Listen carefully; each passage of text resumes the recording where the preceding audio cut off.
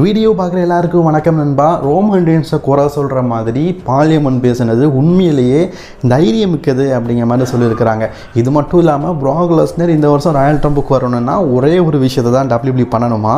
இது மட்டும் இல்லாமல் நம்ம சிஎம் பங்க் வந்து ராயல் ரம்பை வெற்றி பெற போகிறாரு அப்படிங்கிற மாதிரி ஒரு நியூஸ் கிடச்சிருக்குது. வாங்க இன்றைக்கான ரெஸ்லிங் சைக்கிளில் போகலாம். அதுக்கு முன்னாடி சேனலுக்கு ஃபஸ்ட் டைம் வந்துருக்கீங்களா, சப்ஸ்கிரைப் பண்ணி பெல் ஐக்கானை கிளிக் பண்ணி வச்சுக்கோங்க. தினமும் போகிற ரெஸ்லிங் சைக்கிளை தமிழ் மொழியில் தெரிஞ்சுக்கோங்க.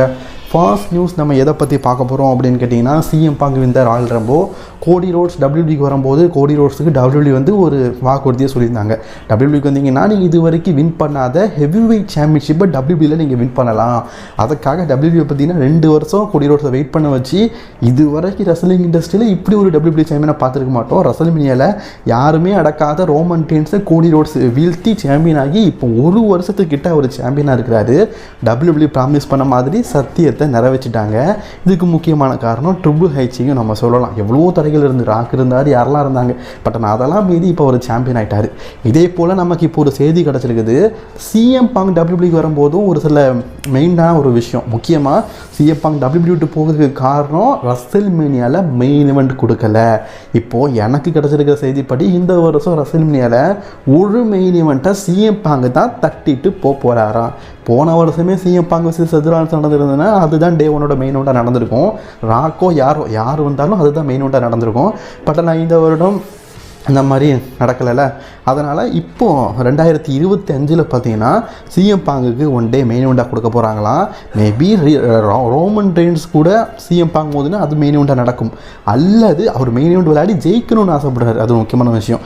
அல்லது இந்த வருடம் ராயல் ரம்பிள் கூட சிஎம் பாங்க் வின் பண்ண வாய்ப்பு இருக்குதுன்னு சொல்லப்பட்டிருக்குது. ஏன்னா போன வருடம் ராயல் ரம்பிளில் கடைசியாக எலிமினேட் ஆனது சிஎம் பாங்கு. மேபி இந்த வருடமும் வின் பண்ண வாய்ப்பு இருக்குது. சிஎம் பாங்க் இதுக்கு முன்னாடி ராயல் ரம்பிள் வெற்றி பெற்றது கிடையாது. நீங்கள் ஒரு தேரியை பார்த்தீங்கன்னா தெரியும், ஒரு வருஷத்தில் ஒரு ரெஸ்லர் அந்த வருஷம் நான் ராயல் ரம்பிள் வின் பண்ணுவேன் அப்படின்னு கான்ஃபிடண்ட்டாக இருந்து கடைசியில் எலிமினேட் ஆனார்னா அவர் அதுக்கு அடுத்த வருஷம் வந்து வின் பண்ணியிருக்காரு. எக்ஸாம்பிள் ரோமன் ரெயின்ஸு, இதுக்கு மேலே யாரை சொல்லலாம், ஜான் சீனா, ராண்டி ஆர்டன், இந்த மாதிரி பல பேரை சொல்லலாம். அதே மாதிரி இந்த வருடம் சிஎம் பங்கு கூட ராயல் ரம்பிள் வெற்றி பெற வாய்ப்பு இருக்குது. அப்படி வெற்றி பெற்றார்னா குந்தர் வெர்சஸ் சிஎம் பங்கோ அல்லது கோடி ரோட்ஸ் வெர்சஸ் சிஎம் பங்கோ எதிர்பார்க்கலாம். கோடி ரோட்ஸுக்கும் சிஎம் பங்குக்கும் போன வருஷமே ஒரு பகையை ஆரம்பித்தாங்க, பட் ஆனால் ட்ராப் பண்ணிட்டாங்க. மேபி இந்த மேட்ச் நடந்ததுன்னா கண்டிப்பாக ரெஸ்ல்மேனியாவுக்கு ஒருத்தான மேட்சாக இருக்கும். மேபி ராயல் ரம்பிள் வெற்றி பெற்றால் கோடி ரோட்ஸ் வெர்சஸ் சிஎம் பங்கையும் நம்ம எதிர்பார்க்கலாம். ரோமன் ரெயின்ஸை பற்றி, ப்ராக் லெஸ்னரை பற்றி, வின்ஸ் மெக்மனை பற்றி, பல பேரை பற்றி உண்மைகளை பற்றினா பால் ஹெய்மன் வந்து பேசியிருந்தார். லோகன் பாலோடைய ஷோவில் அவர் என்ன பேசினார் அப்படிங்கிறத 8 நிமிஷம் வீடியோவை நேற்று ரெஸ்லிங் கிங் 2 சேனலில் போட்டுட்டோம். பார்க்காதவங்க நம்ம இந்த வீடியோ முடிஞ்சோன்னே எண்டு ஸ்க்ரீனில் கொடுக்குறேன். அதே மாதிரி கீழே நம்ம ரெஸ்லிங் கிங்குடைய டைட்டில் இருக்குல்ல, அதில் ரெஸ்லிங் கிங் 2உடைய லிங்கை கொடுத்துருக்குறேன். ப்ளூ கலரில் இருக்கும்ப்பா, டைட்டிலில் தான் இருக்கும். அதை கிளிக் பண்ணிங்கனாலே ஸ்ட்ரெயிட்டாக ரெஸ்லிங் கிங் 2 சேனலுக்கு போயிடும். அந்த வீடியோ பார்த்துக்கலாம். கடைசியாக அந்த வீடியோ தான் நான் அப்லோட் பண்ணியிருக்கிறேன் நினைக்கிறேன். அது மட்டும் இல்லாமல் இன்றைக்கி WWEயில் துரோகம் செய்தவர்கள் கூடயே WWE ரெஸ்லர்ஸ் வந்து பயணித்த தருணங்கள் அப்படின்னு சொல்லிட்டு ஒரு வீடியோ போட போகிறோம். அதையும் ரெஸ்லிங் கிங் 2ல் தான் நான் ஈவினிங் போட போகிறேன். சரி, இப்போ நியூஸுக்கு வருவோம். அதில் ரோமன் ரெயின்ஸுக்கு வந்து ட்ரைபல் சீஃப் கேரக்டர் பிடிக்கல, பிக் டார் கேரக்டர் தான் பிடிச்சிருந்தது. இந்த மாதிரி ரோமன் ரெயின்ஸுடைய நெகட்டிவிட்டியை நிறைய விஷயங்களை பேசியிருந்தார் பால் ஹெய்மன். பட் அதையும் கடந்து ப்ராக் லெஸ்னரை பற்றி, வின்ஸ் மெக்மனை பற்றிலாம் பேசியிருந்தார். இந்த மாதிரி டாப் 1 சூப்பர் ஸ்டார்ஸை பற்றி ரகசியங்களை வெளிப்படுத்துறதுக்கும் ஒரு முக்கியமான விஷயம் தேவை. இந்த மாதிரி பால் ஹெய்மன் யாரை பற்றியும் பயப்படாமல் டோல்டிங்காக பேசினது பாராட்டத்தக்கது விஷயம் அப்படிங்கிற மாதிரி பல பேர் வந்து பாராட்டி எடுக்கிறாங்க எக்ஸில். ஸோ பால் ஹெய்மனுடைய ஸ்பீச்சை நீங்கள் பார்க்கணுன்னா லோகன் பாலோடைய அஃபிஷியல் சேனலில் இருக்குது, அல்லது நம்ம ரெஸ்லிங் கிங் தமிழில் ட்ரான்ஸ்லேஷன் பண்ணி போட்டிருக்கிறோம். பார்க்காதவங்க பார்த்துக்கோங்க. அண்ட் பால் ஹெய்மன் ஒரு சில விஷயத்துக்காக எவ்வளோ மெனக்கட்டார் அப்படிங்கிறத பற்றியும் சொல்லியிருந்தார். சோலோ சைக்கோ ட்ரைபிள் சீஃப் ஆனதை பற்றி, ஜான்சினாவுடைய தூ தூ தூ தூ அந்த மியூசிக்கை பற்றி, ப்ராக் லெஸ்னரை பற்றி, வின்ஸ் மெக்மனை பற்றிலாம் பேசியிருந்தார். பார்க்காதவங்க பார்த்துக்கோங்க. ஃபைனல் நியூஸுக்கு நம்ம வந்துட்டோம். அதாவது ப்ராக் லெஸ்னர் வந்து இப்போ WWEக்கு வரணும்னா ஒன்று தான் தேவை அப்படிங்கிற மாதிரி ரெஸ்லிங் ஆர்டிக்கலில் பல பேர் சொல்கிறாங்க. அது என்னென்னா வின்ஸ் மெக்மன் WWEயில் இப்போதைக்கு இருந்தார்னா கண்டிப்பாக மீண்டும் ப்ராக் லெஸ்னர் வருவாராம். ஆக்சுவலி ப்ராக் லெஸ்னருக்கும் வின்ஸ் மெக்மனுக்கும் என்ன பாண்டுனா, சாம்பியன்ஷிப்லாம் தூக்கி வின்ஸ் மெக்மன் மூஞ்சில் எரிஞ்சார். ஆனால் அந்த மனுஷன் நான் வரேன் பிராக் நல்ல பிள்ளை அப்படிங்கிற மாதிரிலாம் கட்டிப்பிடிச்சி சந்தோஷமாக இருந்தார். ஸோ இது பிராகுக்கு ரொம்ப பிடிச்சிருந்தது. ஸோ தான் நண்பன் வின்ஸ் மேக்மேன் WWE போயிட்டான்னு சொல்லிட்டு ஒரு ஸ்மாக் டவுனில் கோச்சிட்டே போயிட்டார். அதுக்கப்புறமா ட்ரிபிள் எச் தான் கூட்டிகிட்டுலாம் வந்தார். அந்த விஷயம் உங்களுக்கு தெரியும்னு நினைக்கிறேன். ரோமன் ரெயின்ஸுக்கும் பிராகுக்கும் சம்மர்ஸ்லாம் நடந்ததில்ல, அதுக்கு ஒரு வாரத்துக்கு முன்னாடி. ஸோ இந்த மாதிரி பிராகுக்கும் டபிள்யூபிள்யூக்கான கனெக்ஷன் ரொம்ப நல்லாவே இருக்குது.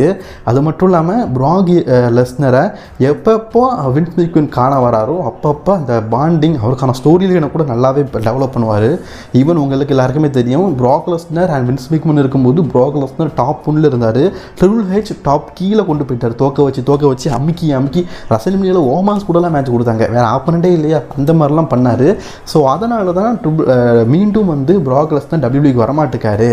ஸோ ஒருவேளை வின்ஸ் மேக்மேன் டபிள்யூபிள்யூ இருந்தார்னா கண்டிப்பாக மீண்டும் பிராக் லெஸ்னர் டபிள்யூபிள்யூக்கு வருவார். ஏன் இந்த வருடம் ராயல் ரம்பில் கூட எதிர்பார்க்கலாம் சொல்லப்பட்டிருக்குது. சமீபத்தில் வின்ஸ் மேக்மேன் மேலே இருந்த ஒரு சில கேஸுகள்லாம் போயிருச்சு. வின்ஸ் மேக்மேன் மீண்டும் டபிள்யூபிள்யூக்கு வருவாரான்னு கேட்டிங்கன்னா அவரோட ஷேர் ஹோல்டிங் டபிள்யூபிள்யூவில் இருக்குது.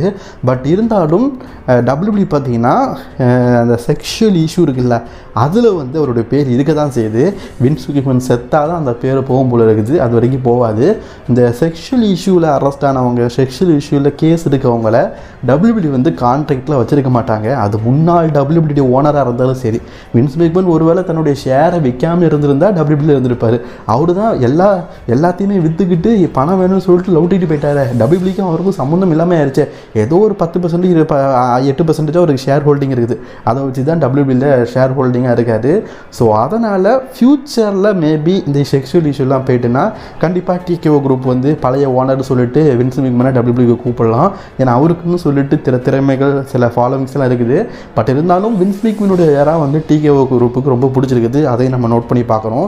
ஒருவேளை பிராக் லெஸ்னர் டபிள்யூபிள்யூக்கு தேவை அப்படின்னு சொல்லிட்டு டிகேஓ குரூப் விரும்பினால் வின்ஸ் மேக்மேனை மீண்டும் கூட்டிகிட்டு வரலாம். அதுக்கு பல நாட்கள் ஆகும். இந்த வருடம் ராயல் ரம்புக்கு வருவாரான்னு கேட்டிங்கன்னா வின்ஸ் மேக்மேன் இல்லாமல் பிராக் வரமாட்டார். அதனால் 2026, 27, 28 ஏன் 2040 வந்தால் கூட எப்போ பிராக் லெஸ்னர் டபிள்யூபிள்யூக்கு வராலோ அந்த இடத்துல வின்ஸ் மேக்மேன் இருக்கணும். அப்போ தான் நம்ம பிராக் வருவாராம். அது வரைக்கும் வரமாட்டாராங்க. இந்த வாரம் நடந்த NXTலேயே ஹோலி கிரேஸ் பார்த்தீங்கன்னா ஒரு முக்கியமான அனௌன்ஸ்மெண்ட்டை பண்ண போகிறாரு. முன்னாடி டபிள்யூபிள்யூல ஒரு மல்யுத்த வீரராக இருந்தவர் இன்ஜுரி காரணமாக டபிள்யூபிள்யூல ஒரு கமெண்டராக வேலை பார்த்துட்டு இருந்தார். இப்போ சமீபத்தில் அவர் இன்ஸ்டாகிராம்லேயும் சரி சோஷியல் மீடியாவிலும் சரி நான் மீண்டும் வரப்போகிறேன் ரிங்குக்கு, அதை பற்றின ஒரு முக்கியமான அனௌன்ஸ்மெண்ட்டை நான் NXTல சொல்லுவேன்னு சொல்லியிருந்தார். ஆனால் NXTக்கே அவர் வரல. அவர் ஏன் NXT வரல அப்படிங்கிறத பற்றி ஒரு தெளிவான விளக்கம் கிடச்சிருக்குது. ஹோலி கிரேஸ் ஏர்போர்ட்லேயே பார்த்தீங்கன்னா மாட்டிட்டாராம். அதனால் அவரால் NXT ஷோக்கு வர முடியலை. அதன் காரணமாக தான் இந்த வாரம் நடந்து முடிஞ்ச NXTக்கு அவர் வந்து தன்னுடைய ரிட்டனை பற்றி அப்டேட் கொடுக்கலான்னு சொன்னார்ல, அதை சொல்ல முடியலையா. கூடிய சீக்கிரம் அதை பற்றி சொல்லுவேன் அப்படிங்கிற மாதிரி சொல்லியிருக்காரு. டபிள்யூபிள்யூக்கு அன்னைக்கு NXTக்கு வராமல் இருந்ததுக்கு காரணம் எந்த விதமான சண்டையும் இல்லை, டிலே ஆயிடுச்சு, ஏர்போர்ட்டில் நான் வசமாக மாட்டிக்கிட்டேன் அப்படிங்கிறத பற்றி சொல்லியிருக்காரு. இந்த வாரம் NXTல உமன்ஸ் டாக் டீம் சாம்பியன்ஷிப்பாக பியாங்கா பெலர் மற்றும் நயோமிக்கு அகேன்ஸ்டாக யார் மோத போகிறா அப்படிங்கிறதுக்காக அன்ஹோலி யூஷன் டீமுக்கும் ஜகாரா ஜாக்சன் மற்றும் லாஷ் லெஜெண்டுக்கும் மெட்டாஃபோர் டீம் இருக்கிறாங்களே அவங்களுக்குள்ள ஒரு டாக் டீம் மேட்ச் நடந்திருக்கும். இதில் மெட்டாஃபோர் டீம் வந்து வின் பண்ணி உமன்ஸ் டாக் டீம் சாம்பியன்ஷிப் அகேன்ஸ்டாக மோத போகிறாங்க. அதுவும் நயோமி மற்றும் பியாங்கா பெலருக்கு அகேன்ஸ்டாக. இது வின் பண்ண உடனே பேக் ஸ்டேஜில் ஒரு ஃபோட்டோ ரிலீஸ் பண்ணியிருக்கிறாங்க. அதில் நம்ம ஷார்லட் ஃப்ளேர் வந்து NXTக்கு அப்பியரன்ஸாக இருக்கிறாங்க. அதில் நம்ம ஷார்லட் ஃப்ளேர் கூட சேர்ந்து இவங்க 2 பேரும் ஃபோட்டோ எடுத்துருக்கிறாங்க. ஷார்லட் ஃப்ளேர் NXT வரைக்கும் வந்துட்டாங்க. கூடிய சீக்கிரம் மெயின் ராஸ்டரையும் எதிர்பார்க்கலாம். ஓகே, இன்னைக்கான தகவல் பிடிச்சிருந்ததுன்னா மறக்காம சப்ஸ்கிரைப் பண்ணிக்கோங்க. தொடர்ந்து பக்கத்து சேனலை லைக் பண்ணிக்கோங்க.